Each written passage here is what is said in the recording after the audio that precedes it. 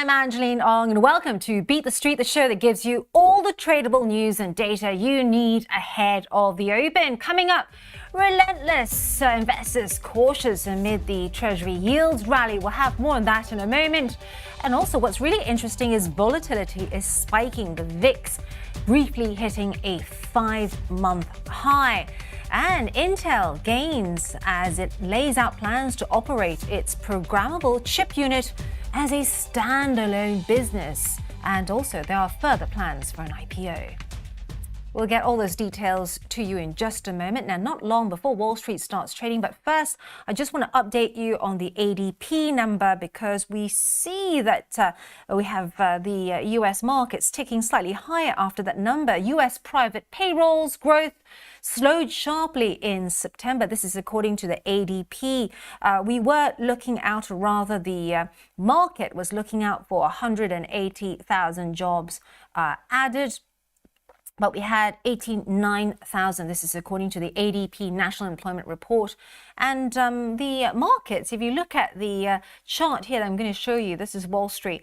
Actually, it's looking like it's still ticking high. And that could be because investors are taking this slowing number in terms of growth as some sort of sign that the 525 basis points worth of interest rate rises from the Fed since March 2022 is actually taking effect. And perhaps that might mean the Fed may not have to deal that another rate hike before the end of this year. Just taking a look at the US 500 as well, a similar picture there, and also the Tech 100, as you can see there, it is ticking slightly higher after the ADP number. What is perhaps more interesting, and I want to show you this, is the volatility index. And it's not actually the hourly view that's interesting, but actually the daily chart. Here's the daily chart, and you can see that the volatility index has been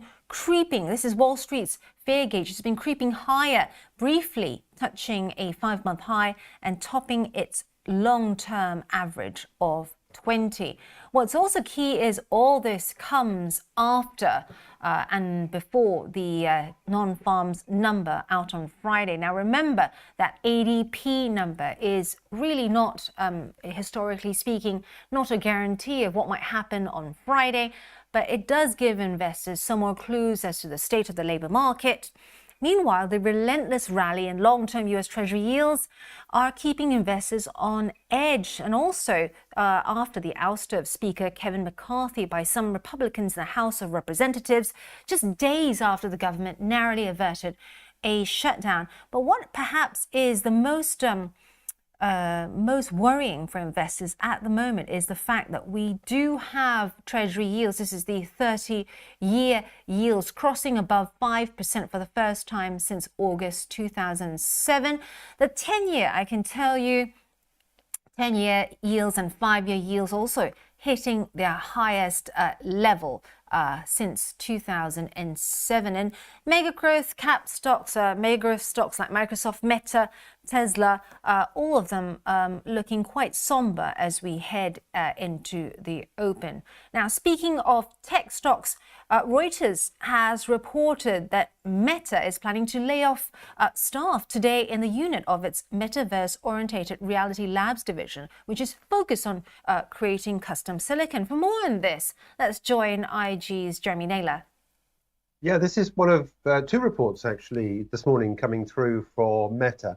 I'll show you the share price chart in a minute because I want to explain what's been going on so far today, or sessions on the IG platform. But I think just quickly worth following up on what you were saying, Angie, about the fact the company is planning to lay off employees.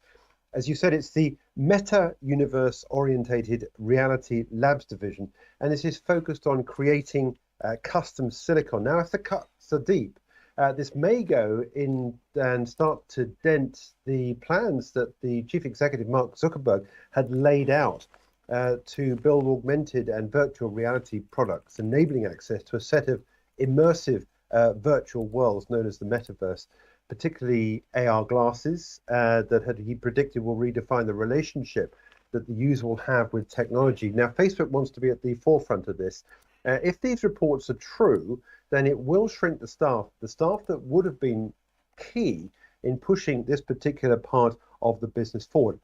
Second bit of news that I've got to impart, and that's I'm just monitoring this at the moment, because at the moment it is just reports coming through that Meta plans to charge users in Europe for ad-free subscription plans for Instagram and also Facebook. Now, if you're a user of both those, I'm not a massive user, but I do know that you can get access to these without getting blasted by adverts all the time. But if you want to avoid adverts completely, reports in the Wall Street Journal suggesting that you may have to pay a fee of between 14 to 17 pounds per month to access both Facebook and the Instagram accounts. And then you get nothing in response in terms of advertising around all that. These are two reports at the moment. Just want to quickly take a look now at what's happening with the shares, because there is a way to trade this. All sessions on the IG platform, we are up 1/4%. Just want to show you the long-term picture here. This is the COVID lows we had here back in March 2020. The stock was up 180% during the lockdowns, people using a lot of Facebook functionality to communicate with people. And clearly Facebook looking at this as an opportunity. Then came the profit warnings, then came the fact they weren't monetizing properly, and the stock went all the way down to this 89.50 level. Since then, we've seen this channel build up, this upward facing channel, until the recent highs that we had back on the 27th of July. And look what's happened subsequent to that. We got this symmetrical triangle building up now. Now, we do have to have an escape from this on the 2nd of November this year. But before then, we are seeing a little bit of upward movement. Now, if it comes to pass, the company does start to cut costs. That is good news for the outlook in terms of profitability. But if they're starting to see people perhaps maybe choosing not to go down the ad spending route and quite have to keep the adverts going, or even pulling out from the likes of Instagram and Facebook because of what's happening, then we could well get a reaction to this. But at the moment, at least, the way to trade this is by drawing a gap in the mouth of this symmetrical triangle, work out where the top and the bottom is, and you've got to have at least 2 touches on both sides. Now you've got this here. We've seen 3 touches coming through on both the resistance and support. So I've drawn here, you can see this little dotted line here. Let's assume we get an escape on the upside. And when we get that, you will then see a potential upside trade. Now, whenever that happens, we'll have to see what goes on. But we're looking as though it's going to beat this high that we had here at $330 back on the 27th of July. And that would then take us up then to levels not seen in this market since the 7th of January. Of course, it could escape on the downside, in which case you get a downside trade. Just one other thing I just wanted to point out with as well, this headline here, JP Morgan has cut the price target for Meta from $450 to $400. That's way above where we are at the moment at $301 a share. There are the 2 limits between what they have at the moment and what they're planning. That's the projection target from JP Morgan, cutting, but it's still above where we are at the moment on the Meta or Facebook share price chart that we have there at the moment. That's it from me. We'll continue to monitor those headlines, but do watch out for a little bit of a gain at the start of the day's trade at the moment, at least, on Meta when it opens up in around about 45, 50 minutes time. Thanks so much, Jerry. Really interesting stuff. And also we'll be keeping close eye on Meta's shares like you as we get closer to the open. Now, the other stocks that are all sessions that we're also keeping an eye on are not just Meta, but also Microsoft, which is another all sessions stock on the IG platform, and also Amazon, because Amazon and Microsoft are apparently set for Ofcom to push for a probe into the 2 companies' dominance in the UK cloud computing market. This is according to sources quoted by Reuters, who also say that Amazon and Microsoft both combined have a market share, this is for the UK cloud computing space, share of 60 to 70%, whereas Alphabet's Google has around 10%. Now, why this is interesting is because many of these big, huge tech companies are coming under increasing scrutiny. And many regulators around the world, not just the UK, not just Europe, but also in the US, they want to make sure that there is enough space in the market for healthy competition. And the truth can be said for cloud computing, AI, and also the chip space as well.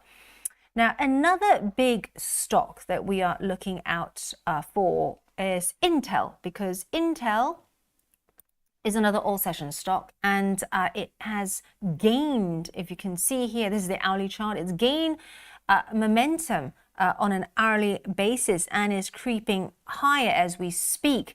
This comes after the company said it planned to operate programmable chip unit as a standalone business from January. And more importantly, it also plans to hold a public offering for the stock over the next 2 to 3 years. Now, if you're not familiar with that programmable chip unit, it was overseen by Intel veteran Sandra Rivera.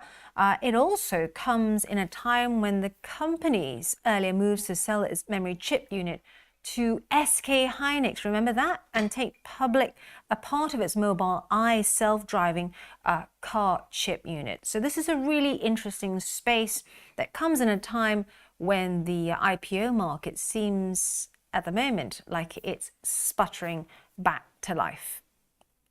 Now, on to other stocks to watch. Eli Lilly said the head of its diabetes and obesity division, Mike Mason, will retire at the end of this year. Just showing you Eli Lilly shares. They're not all sessions, but still you can trade this on the IG platform. Why I want to point this out for you is because Mike Mason is the person behind the drug makers diabetes, I believe the obesity drug, and which is seen as something that can be used to treat obesity. So the two are interlinked.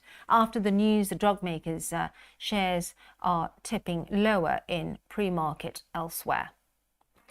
And before we go, just want to give you some quick news on the oil market, because oil fell as pledges by Saudi Arabia and Russia to continue crude output cuts to the end of 2023 were offset by demand fears from macroeconomic headwinds. Here's a look at crude for you. As you can see there, it has been tipping lower since around the 3rd of October. Of course, we've also got that OPEC plus meeting taking place, so watching out for any headlines. Of course, most of the news will come from the horse trading that happens in the corridors of OPEC plus. Plenty of things that are likely to move oil prices. So we've, on the one hand, got macroeconomic concerns, Fed concerns, higher interest rates for longer, but we also have the fact that we've got tight supply and China potentially starting to reopen and consume more in the months to come. And of course, we've also got the winter months ahead. And just a quick look at something that happened yesterday as well. We've got obviously inventories, plus we also had Russia saying it was discussing partial permission for fuel exports at all levels. This is according to the TASS agency, and we've also got IG senior market analyst Axel Rudolph taking a closer look at WTI with a longer-term view using technical analysis. Well, the price of oil is not just interesting from a fundamental point of view ahead of the OPEC Plus meeting earlier this evening, but technically it's very interesting as well. If we look at WTI, for example, you can see here that we've come off our near one-year high at $94.25 and are in the process of falling through the late September low at $87.85. Now, for me, that is the line in the sand, because technically speaking, if we were to fall through that low on a daily chart closing basis today, that would mean that we have topped out, because basically you can see here that we have fallen through the last reaction low here. And the higher high we made this week compared to the mid-September high was not confirmed by the strength index. So we saw some negative divergence, which was an early warning sign that we could actually fall through this uptrend we've had in place since August of this year. And now that we're also falling through the last reaction low below $87.85, as I've said, it means that a top is likely in place. And that could then take us back down again to the August high at $84.39 and perhaps even lower than that. So from a technical perspective, to me, the oil price looks toppish at the moment. Thanks, Axel. And on the fundamental side, yesterday, the API reported a 4.2 million barrel fall in crude oil inventories, analysts expecting them broadly unchanged. Gasoline stocks rose by 3.9 million barrels, distillate by 350,000. Cushing inventories rose this week by 700,000 barrels. And before we go, let's have a last look at how the market is looking. We're now minutes away from the open. As I mentioned earlier, they are creeping slightly higher. That's a view of Wall Street. Let's just show you the US Tech 100, similar picture there after those ADP numbers showed a slower growth, but perhaps that is putting fuel into hopes that perhaps the Fed won't have to raise interest rates once again before the end of this year. And that's it for this edition of Beat the Street, the show that follows all the trading action, helping you position yourself ahead of the opening bell. For more trading insight, do follow me on @AngelineOng on Twitter. This is IGTV.